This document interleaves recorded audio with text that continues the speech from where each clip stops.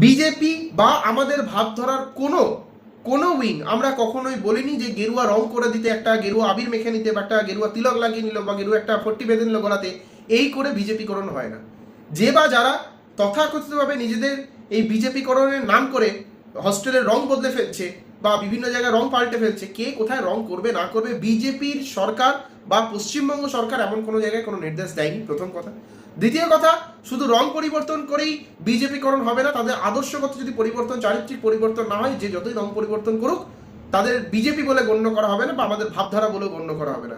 রং পরিবর্তন করে মানসিকতার পরিবর্তন না এনে দুর্নীতিতে আপাতমস্তক ডুবে থেকে নিজেকে বিজেপি বা বিজেপি ভাবধারার অন্য কোনো আয়ামে তাকে তুলে ধরা, এটা চরম মূর্খের স্বর্গে বাস করছে। ভারতীয় জনতা পার্টির সরকার, পশ্চিমবঙ্গ সরকার এই ধরনের কোনো নির্দেশিকা কোনো জায়গায় প্রকাশ করেনি কোনো রং পরিবর্তনের জন্য। হ্যাঁ, সময় যাবে, সময় পেরোবে, মানুষ নিজের পরিবর্তন, নিজের চয়েস অনুযায়ী বিভিন্ন জায়গায় রং পরিবর্তন করতেই পারে, কিন্তু তথাকথিতভাবে তৃণমূল সরকারের মতো নীল সাদা রং সব জায়গায় আমাদের করতে হবে, বা আমরা এরকম গেরুয়াকরণ করতে হবে, আমাদের এরকম কোনো জায়গায় কোনো বিবৃতি দেওয়া হয়নি। ডক্টর শতরূপ দে, বিজেপি মুখপাত্র।